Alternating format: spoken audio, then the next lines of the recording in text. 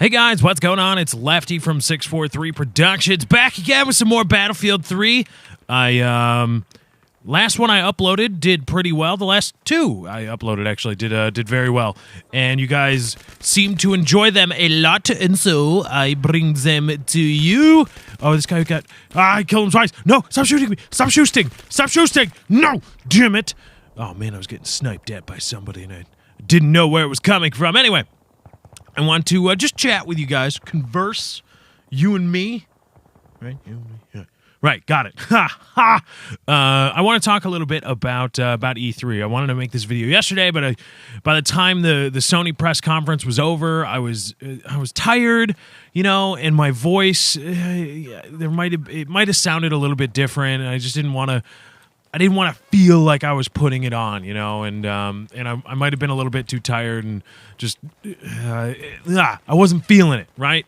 But today I am feeling it, and today I want to talk about E3, and Sony won E3. Sony has won the huge press conference, the huge press event. Let's throw a grenade over here so this guy just laying down, gonna get killed by my grenade, hopefully. Or maybe got already killed. Who knows?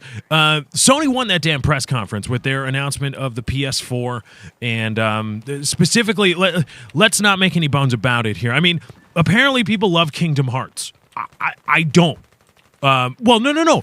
I don't, but it's not because I don't like it, it's because I've never played it. So people were freaking out about Kingdom Hearts, and to me, what the hell is Kingdom Hearts? I have no idea.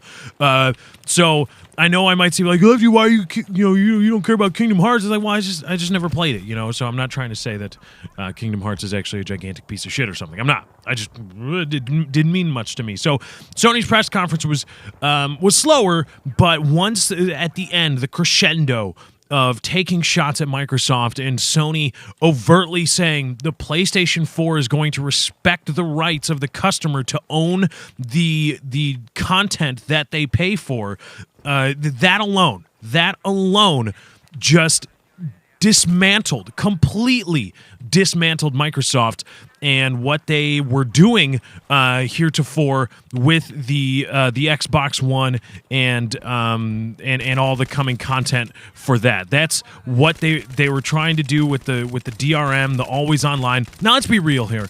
The Xbox One's DRM, while it is technically once every 24 hours, the DRM is essentially always online. You always have to connect to the internet every 24 hours. See, they try to trick you by saying, oh, well, it's only once every 24 hours.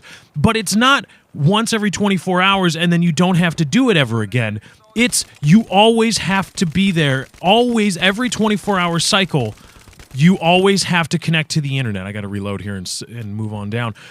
And that's all, to me, that's essentially always on. Effectively, it is always on DRM. And to me, personally, from a principle, a standard of principle, I am not going to support that. I'm looking at grass. I'm going to shoot the grass, Lefty. That's what you do, bro.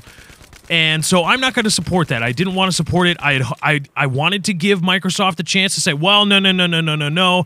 We were just throwing around ideas. It was a lot of things got misinterpreted. We respect the rights of our customers, et cetera, and we're not going to do that. And I gave them that chance, and they didn't do it.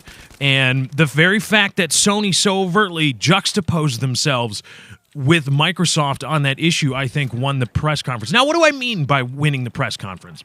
Because I can see that a lot of people might think I'm setting the stage for saying, well, the PS4 is clearly the better console, or that Sony is going to kill Microsoft in sales of their respective consoles, and that's not the case at all. In sports, I listen to a lot of sports radio, and that is indeed what the hell? Oh, that guy shot me in the face.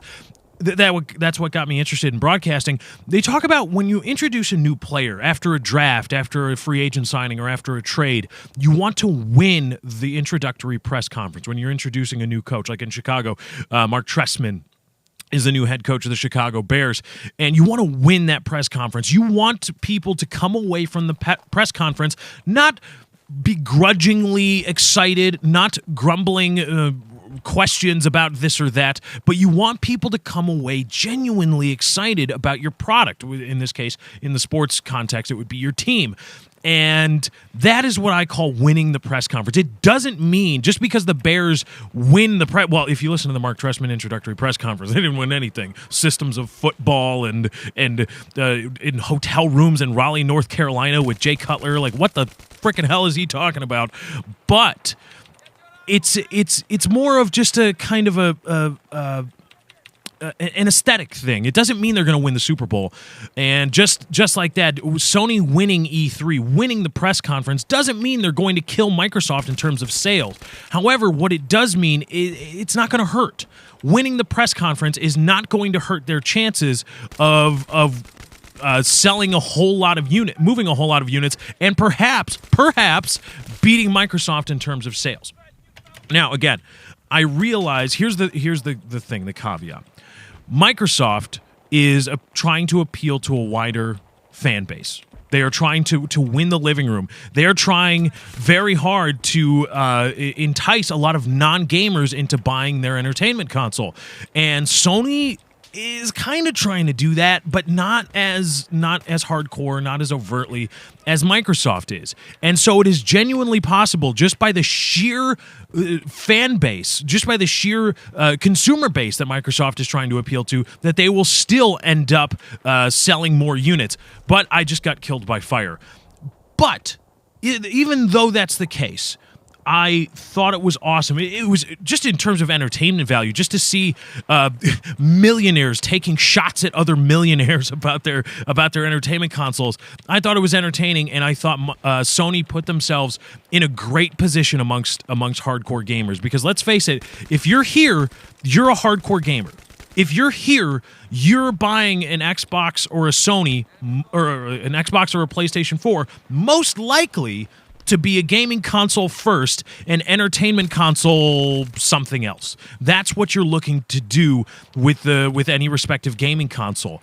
And that's, I think, Sony, from that standpoint, they position themselves beautifully, and it was a great press conference to watch, E3, and far and away, Sony incited much more interest, genuine interest, and excitement about their product, if only for the fact that they are protecting the rights of consumers, and they are not going to try to dictate those rights and reduce them in terms of controlling content and whatever else. Will the Xbox sell more copies? Who knows? What should you buy? That's up to you. We can break it down in other videos and talk about that. But just in terms of winning the press conference at E3, I think Sony did a fantastic job, and it was a whole lot of fun to watch. And if I do buy, just Dubai, yeah, and if I go to Dubai, but just from this standpoint, get away from me, recon guy. If I do end up buying a console, which, by the way, like and favorite, because I got to pay for that bitch somehow. If I do end up buying a console, and there's no guarantee that I will, right now, if they both went on sale tomorrow and I had the money, Sony would be getting my money 10 times out of 10 over Microsoft and their Xbox One. But that's just me. I don't know what you guys thought, but from the perspective of winning the press conference, I think Sony did a tremendous job. But anyway, guys, that's my time. This guy won't die because I'm a bad shot and I keep shooting this rock. Anyway, he died. Thank you guys for joining. I hope you enjoyed. Be sure to drop a like on this video. If you did enjoy, I will keep the Battlefield content coming. Thank you guys for joining. I hope you enjoyed. I'm out. Peace.